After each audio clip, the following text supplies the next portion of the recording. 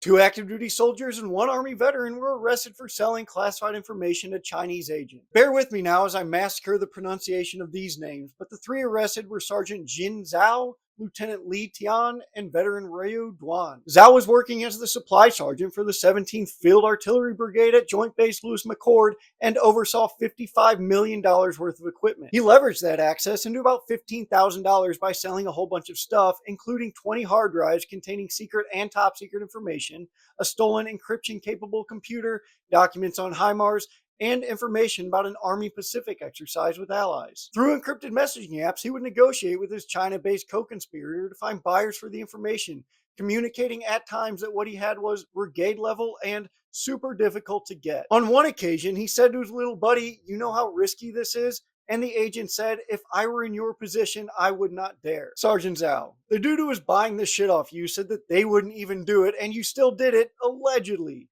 Come on, man. Lieutenant Tian was a health services administrator at JBLM who appears to have worked with Duan, who served from 2013 to 2017. Duan, who was paid a little over $50,000 from Chinese agents, paid Tian $500 for information on Bradleys and Strykers, and for some reason $1,500 for a white paper on commercial real estate investments on the East Coast. Tian allegedly emailed the documents to his personal email and even sent Google Drive links of open source intelligence reports to Duan. Now, I have no desire to sell classified information to anybody, and I don't even really have access to it, but if I did, I don't think I'd email it to myself from my government email, and I certainly wouldn't use Google Drive for anything really, but especially not to sell out the United States. Sergeant Zhao was indicted in Washington on charges of conspiracy to gather, transmit, or lose national defense information. Lieutenant Tian and Duan were indicted in Oregon and faced conspiracy to commit bribery and steal government property charges. They were not charged with treason because they simply didn't commit treason, at least not as defined by the Constitution, which is pretty strict, saying,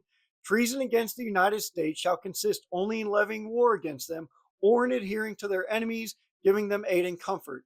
No person shall be convicted of treason unless on the testimony of two witnesses to the same overt act or on confession in open court." Now, since we are not at war with China and they are not our enemy, at least not technically, and these three did not try to aid China during a time of war and did not try to overthrow the United States government, they really can't be charged with it. Since World War II, only one person in the United States has been charged with treason, just to give you an idea of how difficult it is to bring that charge into court. Now, I'm not defending these three in any way, but every time something like this happens, everyone always wonders why they didn't get charged with treason, and so this is why. Anyway, read this full story and a lot more at taskandpurpose.com, and be sure to follow us right here for more news by and for the military community.